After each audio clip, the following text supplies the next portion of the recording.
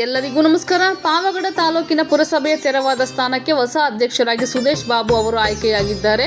ನಂತರ ಮಾತನಾಡಿದ ಅವರು, ನೂತನ ಪುರಸಭೆ ಅಧ್ಯಕ್ಷರಾಗಿ ನನ್ನನ್ನು ಆಯ್ಕೆ ಮಾಡಿದ ಎಲ್ಲ ಪಾವಗಡ ಜನರಿಗೆ ಅಭಿನಂದನೆಗಳನ್ನು ತಿಳಿಸಿದ್ದಾರೆ. ನಂತರ ನಾನು ಪುರಸಭೆ ಸದಸ್ಯ ಆದ ಮೇಲೆ ಕೆಲವೊಂದು ಮೂಲಭೂತ ಸೌಕರ್ಯಗಳನ್ನು ಮಾಡಿಸಿಕೊಡುತ್ತೇನೆ. ಅದೇ ರೀತಿಯಾಗಿ ಮುಂದಿನ ದಿನಗಳಲ್ಲಿ 23 ವಾರ್ಡ್ಗಳಿಗೆ ಭೇಟಿ ನೀಡಿ ಅಲ್ಲಿರುವ ಎಲ್ಲ ಮೂಲಭೂತ ಸಮಸ್ಯೆಗಳ ಬಗ್ಗೆ ಚರ್ಚಿಸಿ ಪರಿಹಾರ ಕಲ್ಪಿಸಿಕೊಡುತ್ತೇನೆ ಎಂದರು. ಅಲ್ಲಿ ಕುಡಿಯುವ ನೀರಾಗಿರಬಹುದು, ಚರಂಡಿ ವ್ಯವಸ್ಥೆ ಆಗಿರಬಹುದು, ಬೇರೆ ಯಾವುದೇ ಮೂಲಭೂತ ಸಮಸ್ಯೆಗಳಿಗೆ ಸ್ಪಂದಿಸಿ ಉತ್ತಮ ಅಭಿವೃದ್ಧಿ ಕಾರ್ಯಗಳನ್ನು ಮಾಡುತ್ತೇನೆ. ಹಾಗೂ ಬಸ್ ಸ್ಟ್ಯಾಂಡ್ನಲ್ಲಿ ಮಹಿಳೆಯರಿಗೆ, ವೃದ್ಧರಿಗೆ ವಿಶ್ರಾಂತಿ ಕೊಠಡಿಯನ್ನು, ಕುಡಿಯುವ ನೀರಿನ ವ್ಯವಸ್ಥೆಯನ್ನು, ಎಲ್ಲ ಮೂಲಭೂತ ಸೌಕರ್ಯಗಳನ್ನು ಒದಗಿಸಿಕೊಡುತ್ತೇನೆ. ಉತ್ತಮ ಆಡಳಿತವನ್ನು ನಡೆಸಿಕೊಂಡು ಹೋಗುತ್ತೇನೆ ಎಂದು ಭರವಸೆ ನೀಡಿದರು. ಮೊದಲನೇ ಕಾರ್ಯಕ್ರಮ ಇದೆ. ಯಾಕಂತೇಳಿದ್ರೆ ಸ್ವಚ್ಛ ಭಾರತ ಕಮಿಷನ್ ಅವರ ಮೇನ್ ಏಮ್ ಏನಂದರೆ ಮನೆ ಮನೆಗೆ ಕಸ ಕಲೆಕ್ಟ್ ಮಾಡೋದನ್ನು ಬರೋ ದಿನಗಳಲ್ಲಿ ಇವಾಗ ಅವೆಲ್ಲ ನೀವು ನೋಡಿದಿಲ್ಲ, ಡಸ್ಟ್ಬಿನ್ ಎಲ್ಲೂ ಇಡೋಂಗಿಲ್ಲ, ಕಸದ ಬುಟ್ಟಿ ಎಲ್ಲೂ ಇಡೋಂಗೇ ಇಲ್ಲ. ಯಾಕೆಂದರೆ ಕಸದ ಬುಟ್ಟಿನ ತಗೊಳಕ್ಕಿಲ್ಲ. ಅದರಿಂದ ನಾನು ವಾರ್ಡ್ ವೈಸ್ ಮೀಟಿಂಗ್ ಮಾಡಿ ಜನರ ಜವಾಬ್ದಾರಿ ಏನು ಪುರಸಭೆ ಬಗ್ಗೆ ಅನ್ನೋದನ್ನು ಮನದಟ್ಟು ಮಾಡಿಸಿ ಪ್ರತಿ ಮನೆಗೂ ವೆಹಿಕಲ್ ಹೋಗುತ್ತೆ ಕಸ ತಗೊಳ್ಳೋದಕ್ಕೆ. ಅದಕ್ಕೆ ಅವರು ತಪ್ಪದೆ ಕೊಡೋ ನಿಟ್ಟಿನಲ್ಲಿ ನಾನು ವಾರ್ಡ್ ವೈಸ್ ಭೇಟಿ ಮಾಡಿ ಸಭೆ ಮಾಡಿ ಜನರಿಗೆ ತಿಳಿಸ್ತೀನಿ. ಮತ್ತು ಕಸನ ಎಲ್ಲಂದರಲ್ಲೇ ಬಿಸಾಕಬಾರ್ದು ಅನ್ನೋದು ಅವರಿಗೆ ಮನದಟ್ಟು ಮಾಡಬೇಕು ಅನ್ನೋದು ನನ್ನ ಪ್ರಮುಖ ಒಂದು ಉದ್ದೇಶ. ಈ ನಿಟ್ಟಿನಲ್ಲಿ ತಮ್ಮೆಲ್ಲರ ಸಹಕಾರನೂ ಬೇಕು. ಯಾಕೆಂದರೆ ಇವಾಗ ಸರ್ಕಾರ ಭಾಳಷ್ಟು ದುಡ್ಡು ಕೊಟ್ಟರು ತಳಹಂತದಲ್ಲಿ ಜನರಿಗೆ ಮನವರಿಕೆ ಆಗೋದು, ಅದು ನನ್ನ ಉದ್ದೇಶ, ಜನರಿಗೆ ರೀಚ್ ಆಗೋದು ನಿಟ್ಟಿನಲ್ಲಿ. ಮತ್ತು ಏನು ನಮಗೆ ಏನು ಫೈನಾನ್ಷಿಯಲ್ ಏನಿದೆ ಅಂತ ನೋಡಿ ನಗರಕ್ಕೆ, ಯಾಕೆಂದರೆ ನಮ್ಮೂರು ದೈವರ ಒಂದು ಇದು ಶನಿವಾರ ಮುಂಗುಡಿಗೆ ಭಾಳಷ್ಟು ಜನ ಬರ್ತಾ ಇದ್ದಾರೆ. ಅತಿ ಶೀಘ್ರದಲ್ಲೇ ಬಂಗಾರದ ಲೋಪ ಮಾಡಿರೋ ಗೋಲ್ಡನ್ ಟೆಂಪಲ್ ಆಗುತ್ತೆ ಶನಿವಾರ ಸ್ವಾಮಿ ದೇವಸ್ಥಾನ. ಅದಕ್ಕೆ ಭಕ್ತಾದಿಗಳು ಭಾಳಷ್ಟು ಜನ ಬರ್ತಾ ಇರ್ತಾರೆ. ಯಾರಿಗೂ ತೊಂದರೆ ಆಗ್ತಿದ್ದಂಗೆ, ಪಬ್ಲಿಕ್ ಟಾಯ್ಲೆಟ್ಸ್ ಆಗಲಿ, ಪಬ್ಲಿಕ್ ಕಮ್ಯುನಿಟಿ ಯಾವುದೇ ಆಗಲಿ ತೊಂದರೆ ಆಗ್ತಿದ್ದಂಗೆ ಒಂದು ನಿಟ್ಟಿನಲ್ಲಿ ನಾನು ಸರಿ ಮಾಡಬೇಕು ಅಂತ ನಾನು ಮೊದಲನೇ ಆದ್ಯತೆ. ಕಳೆದ ಇದರಲ್ಲಿ ಟೆಂಡ್ರು ಕರೆದಿದ್ದೀನಿ 2 ವೆಲ್ಕಮ್ ಬೋರ್ಡ್ಗೆ. ಈ ಟೆಂಡರ್ಗೆ ಸ್ವಲ್ಪ ಸಮಸ್ಯೆಯಿಂದ ಆಗಿಲ್ಲ. ಟೆಂಡರ್ ಆದ ತಕ್ಷಣ ಅದು ಕೆಲಸ ಸ್ಟಾರ್ಟ್ ಮಾಡ್ತಾರೆ. ಹೊಸ ಬಸ್ ಸ್ಟ್ಯಾಂಡ್ ಅಲ್ಲಿ ಗಾಡಿಗಳು ಇಟ್ಕೊಂಡು ಇದು ಮಾಡ್ತಾ ಇದ್ದಾರೆ. ಒಂದು ಕಡೆ ಏನೋ ಸಣ್ಣ ರೂಮ್ ಟೈಪ್ ಒಂದು ಮಾಡಿ ಬಡವರಿಗೆ ಕೊಟ್ಟಿದ್ರೆ ಚೆನ್ನಾಗಿದೆ ಅಂತ. ಅಲ್ಲ, ಇವಾಗ ನಾವು ಬಸ್ ಸ್ಟ್ಯಾಂಡ್ ಮಾಡ್ತಾ ಇದ್ದೀವಿ, KSRTC ಬಸ್ ಸ್ಟ್ಯಾಂಡ್ ಸಿರೋ ರೋಡಲ್ಲಿ. ಅಲ್ಲಿ ತರಕಾರಿ ಮಾರ್ಕೆಟ್ ಇದೆ. ಆ ತರಕಾರಿ ಮಾರ್ಕೆಟ್ನ ಸುಲಭ ಶೌಚಾಲಯ ಇದೆಯಲ್ಲ, ಅದು ಹಿಂದ್ಗಡೆ ಉಪಯೋಗಿಸ್ತಾ ಇಲ್ಲ, ನಿರುಪಯೋಗ ಆಗಿದೆ. ಅದಕ್ಕೆ ಒಂದೇ ದಾರಿ ಇದೆ, ಇನ್ನೊಂದು ದಾರಿ ಮಾಡಿಬಿಟ್ಟು ಇವ್ರನ್ನ ಅಲ್ಲಿಗೆ ಶಿಫ್ಟ್ ಮಾಡಿ ಆ ಹೂವಿನ ಮಾರ್ಕೆಟು ಅಲ್ಲೆಲ್ಲ ಸುಮಾರು ಒಂದು 30 ಮಳಿಗೆ ಆಗುತ್ತೆ. ಅಲ್ಲಿ ಸಣ್ಣ ಸಣ್ಣವು 4 ಅಡಿ 3 ಅಡಿ ಹಿಂದ್ಗಡೆ ಇದು ಟೂ ವೀಲರ್ ಶೆಲ್ಟರ್ ಯಾರೂ ಉಪಯೋಗಿಸ್ತಾ ಇಲ್ಲ. ಅದು ನಾವು ಎಷ್ಟು ಹೇಳಿದ್ರು ಯಾರು ಉಪಯೋಗಿಸ್ತಾ ಇಲ್ಲ. ಒಂದು ತರಕಾರಿ ಮಾರ್ಕೆಟ್ ಆಗುತ್ತೆ, ಹೂವಿನ ಮಾರ್ಕೆಟ್ ಆಗುತ್ತೆ.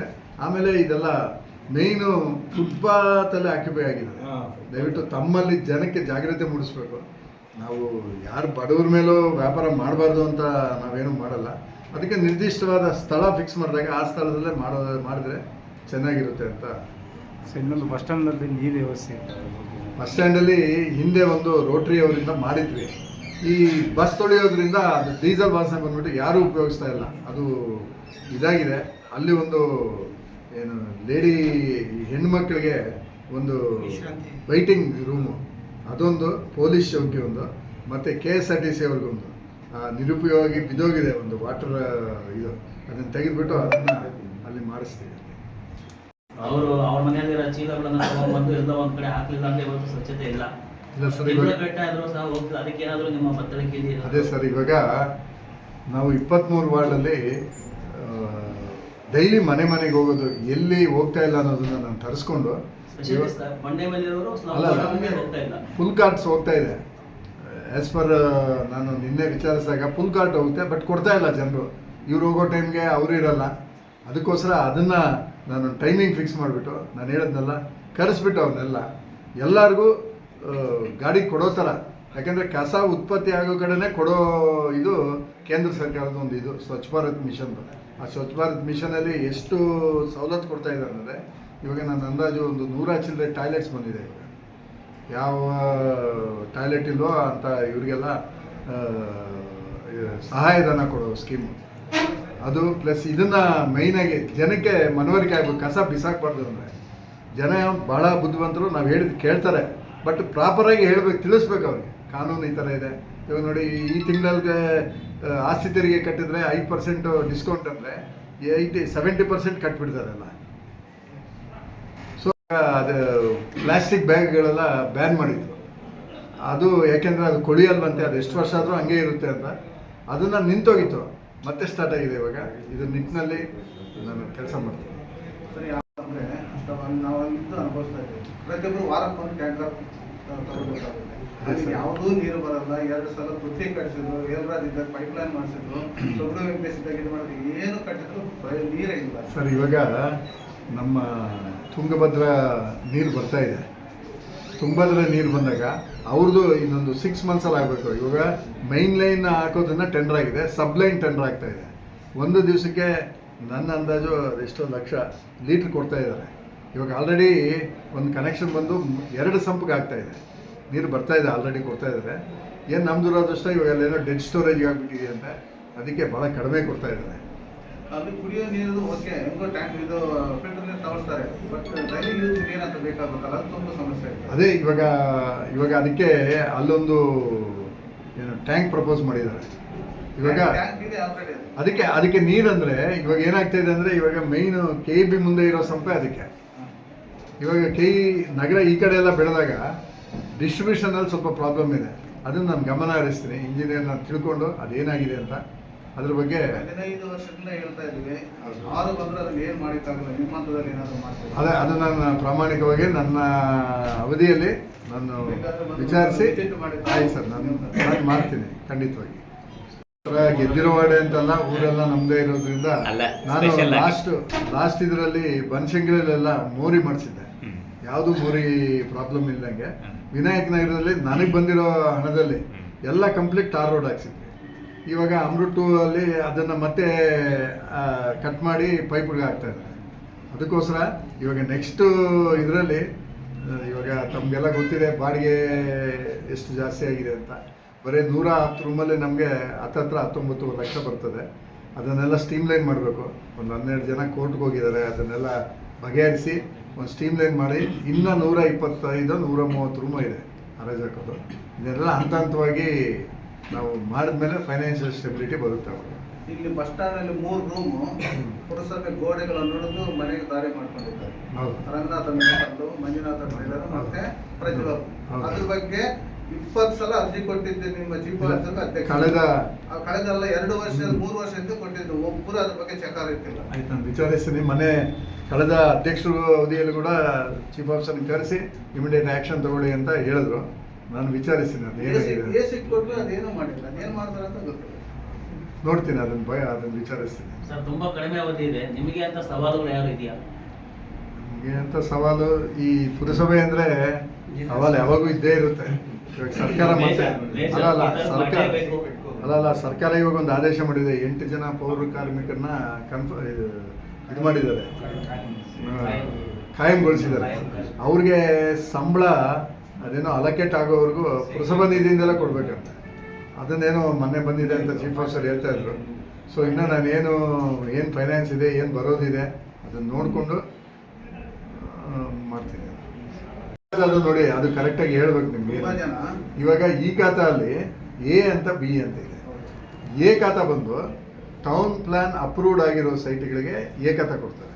ಪ್ಲಸ್ MR 19 ಅಂತಿದೆ. 1976ರಲ್ಲಿ ಅಲ್ಲಿವರೆಗೂ ಯಾರ್ಯಾರ್ದು ಖಾತಾ ಇತ್ತೋ ಅವ್ರಿಗೆ A ಖಾತಾ ಕೊಡ್ತಾರೆ. B ಖಾತಾ ಅಂದರೆ ಕೆಲವೆಲ್ಲ ಕಾನೂನುಬದ್ಧವಾಗಿ ಆಗಿನ ಕಾಲಕ್ಕೆ ತಕ್ಕಂಗೆ ಪುರಸಭೆಗೆ ಬೆಟರ್ಮೆಂಟ್ ಫೀಸ್ ಕಟ್ಟಿ ಎಲಿನೇಷನ್ ಮಾಡಿ ಖಾತೆಗಳಾಗಿವೆ. ಅವನ್ನ ಟೌನ್ ಪ್ಲಾನಿಂಗ್ ಅಪ್ರೂವಲ್ ತೊಗೊಂಡಿಲ್ಲ, ಅವನ್ನ B ಖಾತಾ ಕೊಡ್ತಾರೆ.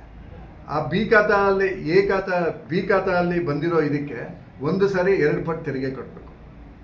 ಒಂದು ಸಾರಿ B ಖಾತಾ ಎಂಟ್ರ್ ಆಗಬೇಕಂದ್ರೆ, B ರಿಜಿಸ್ಟ್ರಲ್ಲಿ ಎಂಟ್ರ್ ಆಗಬೇಕಂದ್ರೆ ನೀನು ಡಬಲ್ ತೆರಿಗೆ ಕಟ್ಟು ಅದರಲ್ಲಿ ಎಂಟ್ರ್ ಆಗಬೇಕು. ಹಿಂದೆ ಎಲ್ಲ ಅನಧಿಕೃತವಾಗಿ ಕಟ್ಟಡ ಕಟ್ಟಿ ಸತತವಾಗಿ 4-5 ವರ್ಷ 2 ಪಟ್ಟು ತೆರಿಗೆ ಕಟ್ಟಿದರೆ ಅವರು ಸಿಂಗಲ್ ಟೈಮ್ ಟ್ಯಾಕ್ಸ್ ಕಟ್ಟಬೇಕು. ಇಂಥವ್ರಿಗೆಲ್ಲ ಕಾನೂನುಬದ್ಧವಾಗಿ ಆಗುತ್ತೆ. ಇವಾಗ ಏನಂದರೆ ನಾನು ಕೊಟ್ಟಿದ ತಕ್ಷಣ ಆಗೋ ಪರಪತಿ ಇನ್ನೂ ಇಲ್ಲ ಅಲ್ಲಿ. ಅದಕ್ಕೆ GPS ಆಗಬೇಕು, ನಮ್ಮ ಕರೆಕ್ಟಾಗಿ ದಾಖಲಾತಿ ಕೊಡಬೇಕು. ದಾಖಲಾತಿ ಅಂದರೆ ಇವಾಗ ಕೆಲವರು ಟೌನ್ ಪ್ಲಾನಿಂಗ್ ಅಪ್ರೂವ್ಡ್ ಬಡಾವಣೆ ಇದೆ, ಆದರೆ ಲೈಸೆನ್ಸ್ ತಗೊಳ್ಳದೆ ಕಟ್ಬಿಟ್ಟಿದ್ದಾರೆ. ಸೊ ಅದು ಹೇಗೇನು ಬೇಕಾತಾಗ ಹೋಗುತ್ತೆ. ಇದನ್ನು ಪಬ್ಲಿಕ್ಕಿಗೆ ಅವಗಾಹನೆ ಇಲ್ಲ. ಬಂದುಬಿಡ್ತಾರೆ, ಏನೋ ಒಂದು ಅಪ್ಲಿಕೇಶನ್ ಕೊಟ್ಬಿಡ್ತಾರೆ. ಆ ಅಪ್ಲಿಕೇಶನ್ನ ಅಪ್ಲೋಡ್ ಮಾಡಬೇಕಾದ್ರೆ ಫುಲ್ಲು ಡಾಕ್ಯುಮೆಂಟ್ಸ್ ಇಲ್ಲ ಅಂದರೆ ಆಗಲ್ಲ. ಕೆಲವರು ಈ ಕಂಪ್ಯೂಟರ್ ಸೆಂಟ್ರಲ್ಲಿ ಎನ್ಕಂಬ್ರೆನ್ಸ್ ಸರ್ಟಿಫಿಕೇಟ್ ತೊಗೊಂಡ್ಬಿಟ್ಟು ಹಾಕ್ಬಿಟ್ಟಿದ್ದಾರೆ. ಆ ಕಂಪ್ಯೂಟರ್ ಸೆಂಟ್ರಲ್ಲಿ ತೊಗೊಂಡ್ರೆ ಅದು ನಡೀತಾ ಇಲ್ಲ. ಅವರು ಬರ್ತದೆ, ಇವಾಗ ಎಲ್ಲರೂ ಕೊಟ್ಬಿಟ್ಟು ಹೋಗ್ತಾರೆ. ಇವ್ನು ಫೀಡ್ ಮಾಡಬೇಕಾದ್ರೆ ಯಾರ್ದು ಡಾಕ್ಯುಮೆಂಟ್ ಇಲ್ವೋ ಅದನ್ನು ತೆಗೆದು ಪಕ್ಕಕ್ಕೆ ಇಡ್ತಾರೆ, ಹಿಂದಿನ ಮುಂದಿನ ಕರೆಕ್ಟಾಗಿರೋ ಒಂದು ಕೊಡ್ತಾ ಇದ್ದಾರೆ. ಆ ಗೊಂದಲ ಇದೆ. ಆ ಗೊಂದಲನ ನಾನು ಹೇಳ್ತಾ ಇದ್ದೀನಿ, ಅಪ್ಲಿಕೇಶನ್ ಇಸ್ಕೋಬೇಕಾದ್ರೇ ಕರೆಕ್ಟಾಗಿರೋ ಕೊಟ್ಟಿದ್ರೆ ಮಾತ್ರ ತೊಗೊಳ್ಳಿ ಅಂತೇಳಿ ವಾರದಿಂದ ಹಂಗೆ ಮಾಡ್ತಾ ಇದ್ದಾರೆ.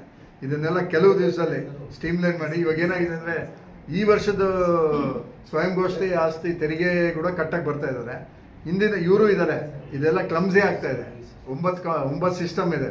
ನಾನು ಬೈಫರ್ಕೇಟ್ ಮಾಡಿ ಜನನ ಅಹವಾಲು ತಗೊಂಡು ಆದಷ್ಟು ಬೇಗ ಅವ್ರಿಗೆ ಇದಾಗೋ ಥರ ನಾನು ಮಾಡ್ತೀನಿ. ಫಸ್ಟ್ಗೆ ಹೇಳಿಬಿಟ್ರೆ ಮುಗಿದೋಗುತ್ತೆ. ಅಲ್ಲ, ಫಸ್ಟ್ಗೆ ಅಂದರೆ ಏಪ್ರಿಲ್ವರೆಗೂ ಏನಾಯ್ತು ಅಂದರೆ, ಏಪ್ರಿಲ್ವರೆಗೂ ಈ ಖಾತಾದು ಇದು ಎನ್ಕಂಬ್ರೆನ್ಸ್ದು ಕ್ಲಾರಿಫಿಕೇಶನ್ ಬರಲಿಲ್ಲ. ಒಂದೇ ಸರಿ ಅವರು ಇದನ್ನು ಸಿಸ್ಟಮಲ್ಲಿ 1 ಏಪ್ರಿಲಿಂದ ನಾವು ಫೀಡ್ ಮಾಡಿದ್ರೆ ತಗೊಳ್ತಾನೆ ಇಲ್ಲ. ಸೊ ಅದು ಕ್ಲಾರಿಫಿಕೇಶನ್ ಬಂತು. ಸೊ ಅದು ಒಂದು ಡಿಲೇ ಆಯಿತು. ಸೊ ಮಾರ್ಚ್ 31 ಅಂದರೆ ಆ ಅಕಾಡೆಮಿಕ್ ಇಯರ್ದು ಟ್ಯಾಕ್ಸ್ ಕಟ್ಸ್ಕೊಂಡಿದ್ದಾರೆ. ಏಪ್ರಿಲಲ್ಲಿ ಅಂದರೆ ಮತ್ತೆ ಈ ಏಪ್ರಿಲ್ ರನ್ನಿಂಗ್ ಇಯರ್ದು ಟ್ಯಾಕ್ಸ್ ಕಟ್ಟಬೇಕು. ಇವಾಗ ಈ ರನ್ನಿಂಗ್ ಇಯರ್ ಟ್ಯಾಕ್ಸ್ ಕಟ್ಟದೇ ಇದ್ದರೆ ಅಲ್ಲಿ ಇದಾಗುತ್ತೆ. ಸೊ ಕೆಲವು ಸಮಸ್ಯೆ ಇದೆ. ಆ ಸಮಸ್ಯೆನ ಕ್ಲೀನಾಗಿ ಅರ್ಥ ಮಾಡಿಕೊಂಡು ಅಪ್ಲಿಕೇಶನ್ ಕೊಡಬೇಕಾದ್ರೆ ಇವಾಗ ಕೊಡೋರು ಕರೆಕ್ಟಾಗಿ ಡಾಕ್ಯುಮೆಂಟ್ಸ್ ಆದರೆ ಅದು ಬೇಗ ಆಗುತ್ತೆ. ಡಾಕ್ಯುಮೆಂಟ್ ಇಲ್ಲದೆ ಇರೋದು ಹಾಕಿರ್ತಾರೆ, ಅವ್ರಿಗೆ ಇನ್ಫಾರ್ಮೇಷನ್ ಮಾಡಲ್ಲ ಪುರಸಭೆಯಿಂದ. ನಾನು ಕೊಟ್ಟು 30 ದಿವಸ ಆಯಿತು, ಏನು ಇದ್ರ ಬಗ್ಗೆ ವಿಚಾರಿಸೋರೇ ಇಲ್ಲ ಅಂತ. ಸೊ ಈ ಥರ ಪ್ರಾಬ್ಲಮ್ ನಾನು ಮಾಡಿಸ್ತೀನಿ, ಎಲ್ಲ ಮಾಡಿಸ್ತೀನಿ. ಅಭಿಪ್ರಾಯ ಏನಾಗಿದೆ ಅಂದರೆ, ಬಲಗೈಯಲ್ಲಿ ಕೊಟ್ಬಿಟ್ಟು ಎಡಗೈಯಲ್ಲಿ ತೊಗೊಂಡೋಗ್ಬೇಕು ಅನ್ನೋ ಮೆಂಟ್ಯಾಲಿಟಿ ಇದೆ. ನಾವು 1000 ಸಲ ಹೇಳಿದ್ದೀವಿ, ಸರ್ಕಾರನೇ ಸ್ಪಷ್ಟವಾಗಿದೆ. ಕರೆಕ್ಟಾಗಿರೋ ಡಾಕ್ಯುಮೆಂಟ್ ಕೊಟ್ಮೇಲೆ ಅವ್ರನ್ನ ಪ್ರಶ್ನೆ ಮಾಡ್ಬೋದು ಅಧಿಕಾರಿಗಳನ್ನ. ನಮಗೇನಾಗಿದೆ ಮೆಂಟ್ಯಾಲಿಟಿ, ಕೊಟ್ಬಿಟ್ಟು ಹಿಂಗೆ ಇಸ್ಕೊಂಡು ಹೋಗ್ಬೇಕು. ಹಂಗಂಗ ಅದೇ ಪ್ರಶ್ನೆ ಅಲ್ಲ, ಅದಕ್ಕೆ ಡಾಕ್ಯುಮೆಂಟ್ ಕರೆಕ್ಟಾಗಿದ್ದಾಗ ನಾವು GPS ಬರ್ತಾರೆ. GPS ಯಾಕೆ ಬಂದಿಲ್ಲ ಅನ್ನೋದನ್ನ ತಿಳ್ಕೊಂಡು ನೀವು ಮಾಡಿದ್ರೆ ಎಲ್ಲರ ಸಹಕಾರ ಇರಬೇಕು. ನಾವೇನು ಪ್ರತಿ ಸಾರಿನೂ. ಈ ಸಂದರ್ಭದಲ್ಲಿ ಶಾಸಕರಾದ HV ವೆಂಕಟೇಶ್ ರವರು, ಅಧ್ಯಕ್ಷರಾದ ಗೀತಾ ಹನುಮಂತರಾಯಪ್ಪ, ಕಾರ್ಯನಿರ್ವಹಣಾಧಿಕಾರಿ ಜಾಫರ್ ಶರೀಫ್, ಪುರಸಭೆ ಸದಸ್ಯರು ಹಾಗೂ ಮುಖಂಡರು, ಪುರಸಭೆ ಸಿಬ್ಬಂದಿ ಇನ್ನೂ ಮುಂತಾದವರು ಉಪಸ್ಥಿತರಿದ್ದರು. ವರದಿ ಮಾರುತಿ, MS ಮೀಡಿಯಾ.